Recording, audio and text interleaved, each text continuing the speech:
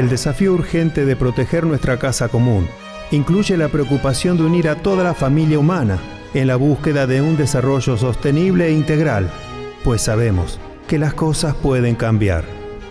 El Creador no nos abandona, nunca hizo marcha atrás en su proyecto de amor, no se arrepiente de habernos creado.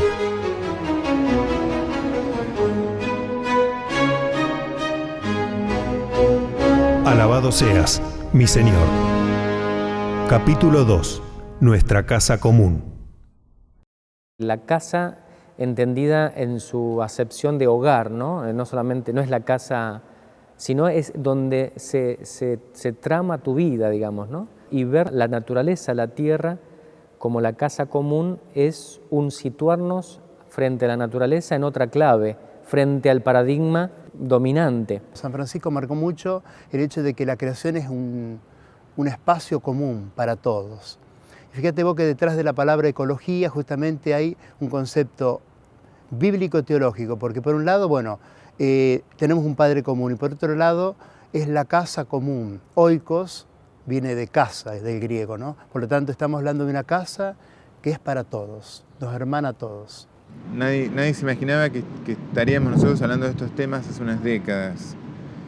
De golpe nos damos cuenta que el planeta es muy limitado, que algunos regímenes químicos, físicos, biológicos, una vez que se interrumpen, es muy difícil volverlos a su cauce, y aunque no nos demos cuenta, esto se está produciendo. Entonces, tomar seriamente, como invita Laudato Si, la cuestión ecológica, no como algo costumbrista o una mera moda, sino como algo que nos atañe a todos. Y la fe tiene mucho para decir. ¿Qué pasa con una situación ambiental compleja donde de los dos mandatos que aparecen en el libro del Génesis respecto de la creación, en los últimos, yo diría desde la revolución industrial, hemos enfatizado por razones fuertemente económicas, principalmente en uno, dominar la tierra? Y ya desde el comienzo entonces Francisco el Papa, ¿no? Nos está situando en esto de la casa común. Y y el concepto de casa, la responsabilidad que tenemos frente a nuestro hogar del cuidado,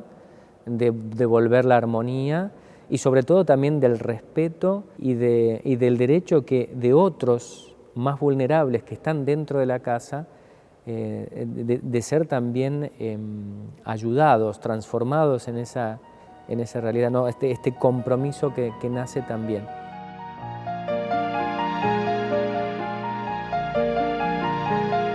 Alberto nació en Alemania en el año 1206. Su padre era conde y gobernador de la región bávara. Estudió en la Universidad de Padua y entró a un convento de los padres dominicos. En su tiempo la gente lo llamaba el Magno, el Grande, por su sabiduría. Su gran mérito fue haber separado la teología de la filosofía y haber descubierto que la filosofía de Aristóteles tenía un gran parecido con las ideas cristianas. Gran profesor, dedicó su vida a poner al alcance de sus contemporáneos la ciencia de los griegos, los árabes y los judíos. Impartió clases en los centros intelectuales más importantes de Europa. Entre sus alumnos se destacó su discípulo Santo Tomás de Aquino. ¿Existen muchos mundos o existe un único mundo? Esta es una de las más nobles y elevadas cuestiones que se me plantean en mis investigaciones. Todos somos hijos de Dios. Mi preocupación por la naturaleza es como hábitat de todos los seres vivos. Me interesa poder explicar las maravillas del mundo natural. Me gusta observar sus fenómenos a fin de develar las causas que lo impulsan. Así, de a poco, voy descubriendo las leyes propias de la materia que alimentan la sed que tengo de Dios y el amor a Él.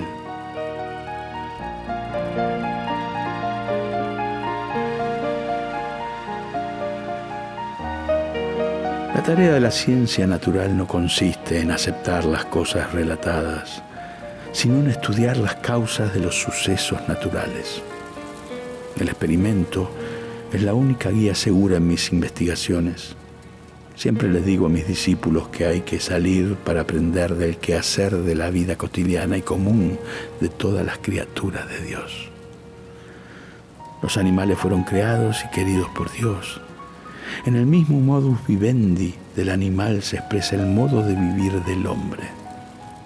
Algunas veces es pequeño y otras gigante. Unas veces hace el bien y otras el mal. La naturaleza no es más que una simple criatura y, al igual que el hombre, dependiente del Creador.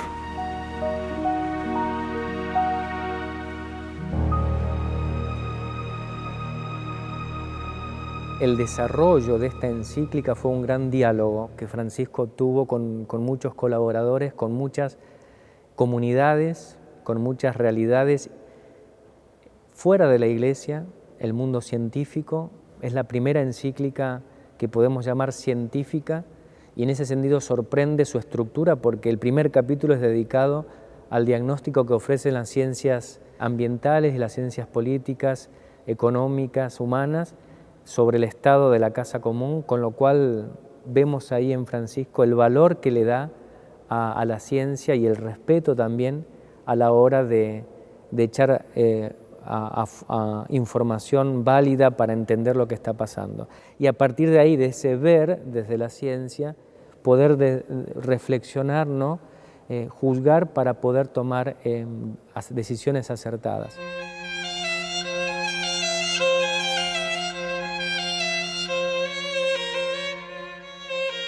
Cuando hablamos de recursos naturales, nos estaríamos refiriendo a los factores naturales directos. Los factores naturales los podemos clasificar en indirectos y directos. Los indirectos son condicionantes de los directos, o sea, de los recursos naturales, porque cuando hablamos de los factores naturales indirectos nos referimos, por ejemplo, al clima, entre otras cosas. Entonces, los factores naturales directos, como son los recursos naturales, que tienen que ver con los recursos naturales, por un lado, renovables y no renovables. Los renovables nos referimos a la flora, a la fauna, al suelo, al agua. Los recursos naturales no renovables a todos los que tienen que ver con el subsuelo, los minerales, tanto metalíferos, no metalíferos, rocas de aplicación y también, por supuesto, todo lo que tiene que ver con el petróleo y el gas. Yo cuando cambio de escala empiezan a aparecer otros problemas también ecológicos. Minería a cielo abierto, contaminación de ríos, deforestación o a nivel urbano, como dice Francisco, depósitos de porquería en todos los rincones, basura apilada, el hacinamiento de las personas en las grandes metrópolis. O sea, claramente, en la medida en que vamos moviéndonos de escala, encontramos que la crisis ecológica, la crisis de ambiente y de la sociedad afecta a todos, ¿no? y que claramente se expande de alguna manera, ¿no? Como una especie de efecto dominó.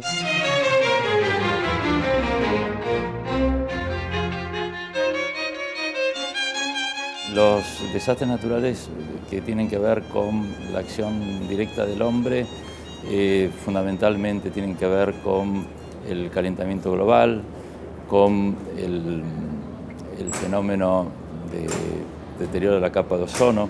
Eso provoca consecuencias no deseables que tienen que ver con el derretimiento de los glaciares, que eso aumenta el nivel del mar. Hoy por hoy el calentamiento global o el cambio climático es un desafío importantísimo y no podemos seguir desoyendo la voz de los científicos frente a ese tema tan importante, porque ya tenemos impactos que generan mucho sufrimiento en hermanos nuestros, ¿no? En esta casa común.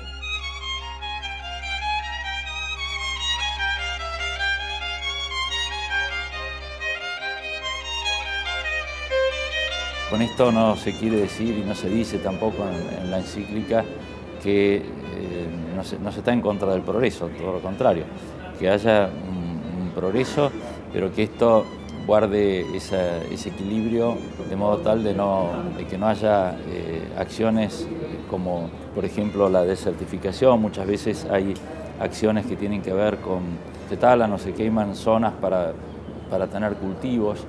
Eso puede tener un rédito en el presente, pero se está hipotecando el futuro. La tecnología nos ha dado mucho, pero también nos ha dado la posibilidad de destruir el planeta. Y de hecho lo estamos haciendo. Estamos hablando de un calentamiento global de más de 1 grado en las últimas décadas y de una destrucción de especies vivientes como desde la época de los dinosaurios no se realizaba. Es la 6ª gran extinción de especies que estamos produciendo nosotros. Y todo por la tecnología también, porque de alguna forma permite eso. Entonces yo creo que hace falta que pensemos sobre ella, que nos reeduquemos, que además la controlemos, que podamos ver que como ciudadanos tenemos que ejercer un espíritu crítico. A ver, está bien en la producción agrícola aplicar la tecnología, pero midamos las consecuencias si realmente todo está dentro de una cierta medida que podamos controlar en el futuro. Porque, por ejemplo, si aplicamos desmesuradamente la tecnología, como está sucediendo con la minería a cielo abierto, por ejemplo, y no controlamos, la generación que viene no va a tener ni agua, ni clima, ni animales, ni plantas. Y yo creo que también desde ahí hay que volver a pensar la cuestión. Muchas veces el avance de la tecnología es mayor, es más rápido, y la producción de residuos y demás es más rápido que la velocidad en que eso se puede absorber o regenerar.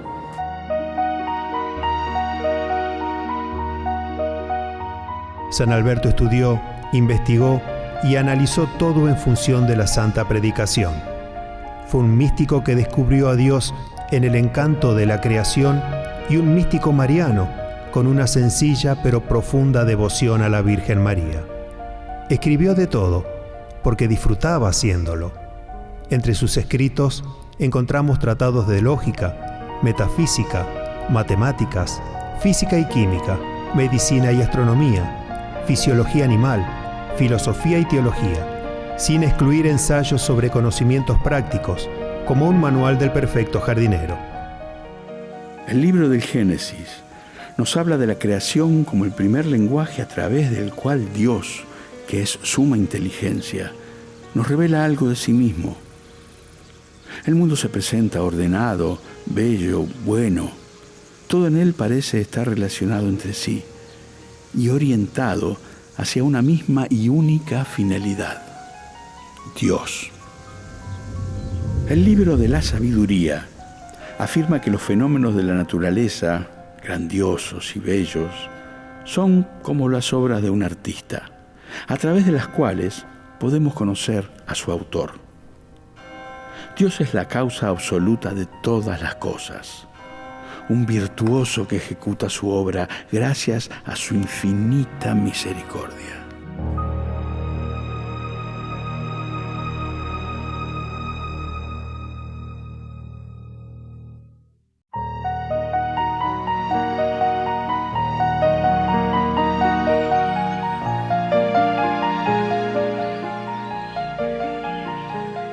En mis estudios de la naturaleza me abro a Él con humildad, con sencillez de corazón y entera confianza. Al estar en contacto con los dones de su creación, avanzo en el conocimiento del micro y del macrocosmos. Lo primero en lo más sencillo, lo máximo en lo mínimo. Busco la trascendencia en un movimiento del follaje, la Eucaristía en un trozo de pan, el reino en un vaso de agua fresca, Dios en un grito urbano.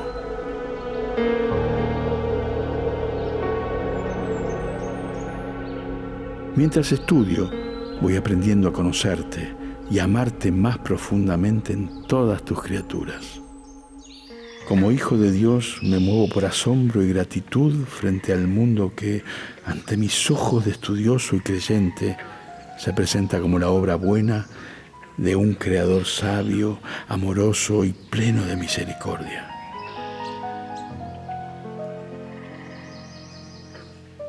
Mis estudios se transforman entonces en un himno de alabanza.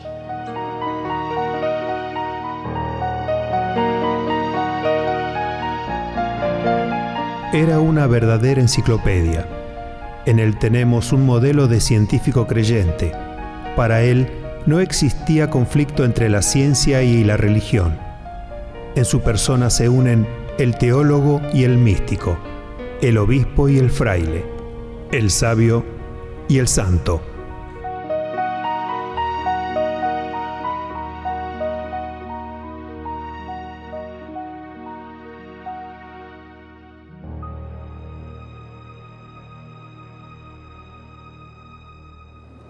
Un tema importante también que se refiere, que es mencionado en la encíclica Laudato Si, es el tema del agua, ¿no es cierto? El agua es un elemento vital, hasta tal punto que cuando se busca conocer si hay vida en otros planetas, quizás lo primero que se trata de determinar es si hay o hubo agua. Y si hubo agua, ya se puede pensar de que hubo alguna posibilidad de vida, si no, no. Y bueno, gran parte de nuestro cuerpo está formado por agua. Muchas de las actividades industriales utilizan el agua. Y bueno, es un recurso que es escaso y por sobre todo, como también se menciona, está heterogéneamente distribuido en el planeta. Hay regiones que tienen abundancia de agua y regiones que tienen una gran escasez de agua. Debido a la deforestación, el tema del agua, del oxígeno, se ha convertido en un problema crítico. Y junto con eso, como señala el Papa en la encíclica, hay otros aspectos también de la crisis ambiental que tienen que ver con la desaparición de especies vegetales y animales, bueno, con otras consecuencias incluso tóxicas que tiene el uso de determinados productos químicos debido a la excesiva tecnificación de muchas de las actividades de producción y demás. Pero también lo tenemos después a nivel continental, nosotros aquí con Amazonía, con la cuenca del Plata, el acuífero Guaraní, la explotación minera en la cordillera de los Andes, lo tenés a nivel provincial, las inundaciones en la provincia de Buenos Aires, lo que nos pasa en el Gran Buenos Aires con el tema también de las inundaciones, la contaminación, es decir, bueno, y cada uno de esos niveles necesita diálogos. Nosotros tenemos, como decíamos, una responsabilidad, por un lado intergeneracional, que tiene que ver con el futuro y con el planeta que le dejamos a nuestros hijos, y luego también tiene que ver con las razones, buscar más las causas de por qué las cumbres mundiales de medio ambiente no llegan a acuerdos, por qué es muy difícil, digamos, que esto en los países se pongan las normas que se tienen que poner. Digo, ir un poco a las causas de todo esto, y me parece que las causas no son unidimensionales, son complejas. Alaben al Señor desde el cielo, alábenlo en las alturas, alábenlo todos sus ángeles, alábenlo todos sus ejércitos. Alábenlo sol y luna, alábenlo astros luminosos, las montañas y todas las colinas, los árboles frutales y todos los cedros, las fieras y los animales domésticos, los reptiles y los pájaros alados, los reyes de la tierra y todas las naciones, los príncipes y los gobernantes de la tierra, los ancianos, los jóvenes y los niños. Porque solo su nombre es sublime. Su majestad está sobre el cielo y la tierra. ¿Cómo podemos contribuir a la cuestión ecológica involucrándonos? Por un lado, tomando conocimiento, no simplificando los problemas. Y en eso la educación también tiene mucho que hacer para ver todos los aspectos y pensar que una explotación, digamos, del medio ambiente excesiva va a traer resultados muy, muy negativos para los que están envueltos, digamos, o involucrados en este tipo de producción o de explotación de la naturaleza. Y sobre todo la experiencia es que las poblaciones más vulnerables y los países más pobres son los que sufren las consecuencias de esto. Francisco en el número 49 nos dice que todo planteo ecológico se vuelve necesariamente un planteo social. Dicho de otra manera, al estar todos en la misma casa, las dos realidades, el cuidado de la creación y el cuidado de los pobres o la atención de los pobres, expresan la misma realidad. ¿Qué pasa cuando el hombre empieza a depender su economía de bienes de la tierra no renovables y además que empieza a ser ese recurso posible cada vez a menos? ¿Qué pasa? Acá es donde además el menoscabo de los bienes de la tierra con su impacto ecológico es en donde empieza a tener una resonancia social muy fuerte. O sea, para que todos vivamos como viven los más ricos hacen falta 6 o 7 globos terráqueos. Eso indica que no todos pueden acceder a determinados niveles de vida, lo cual indica que hay algunos que explotan la tierra de un modo exponencialmente mayor y en función de su beneficio que otros que viven con las sobras. Entonces a veces hay cierto consumismo que parece dar cierto placer inmediato y aparente, pero que luego no nos permite una verdadera calidad de vida y sobre todo no se la permite a grandes mayorías. A lo mejor hay una explotación de la naturaleza que beneficia, digamos, aparentemente a una minoría, pero nos perjudica globalmente y perjudica a las futuras generaciones, ¿no? Pero para el católico, para el creyente, debería también darnos cuenta que las víctimas y los que más sufren hoy por hoy el deterioro ambiental son los más pobres o los más desfavorecidos, países o sectores dentro de tu propia nación. Y eso es muy fácil de verlo, ¿no? Hay que salir nomás a los barrios o a la periferia para descubrirlo, ¿no?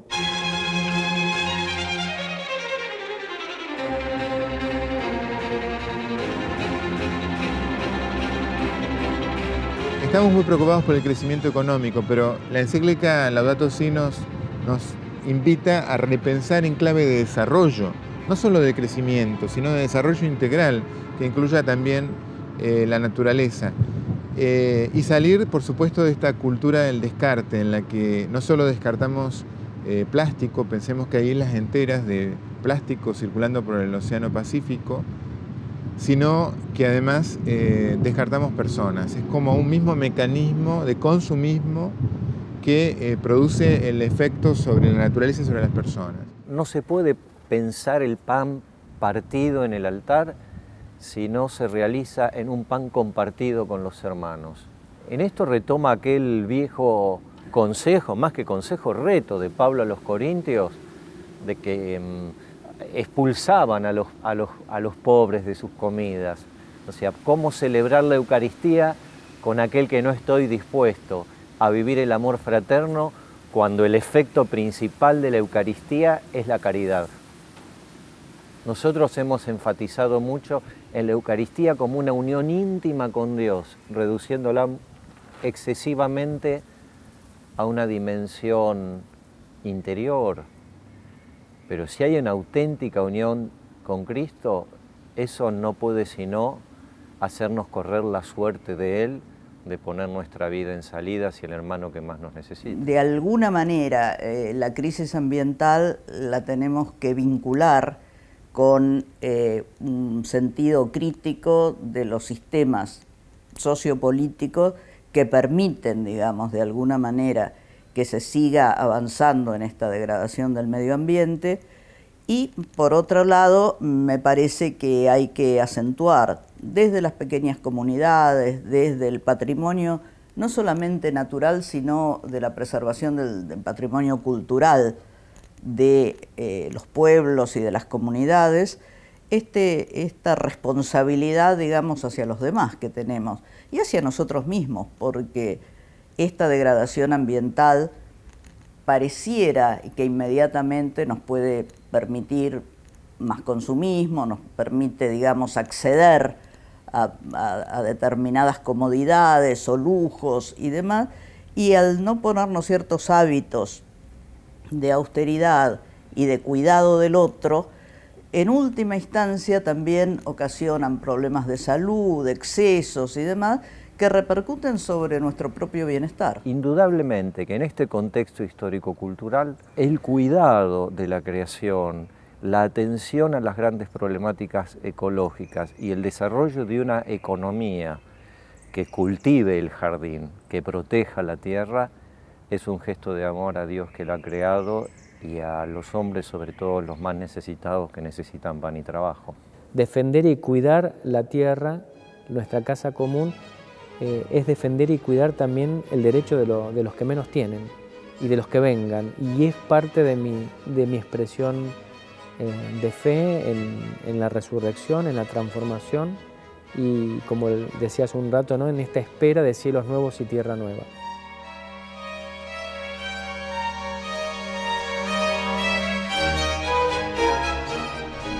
En algunos países hay ejemplos positivos de logros en la mejora del ambiente. Estas acciones no resuelven los problemas globales, pero confirman que el ser humano todavía es capaz de intervenir positivamente. La esperanza nos invita a reconocer que siempre hay una salida, que siempre podemos reorientar el rumbo, que siempre podemos hacer algo para resolver los problemas.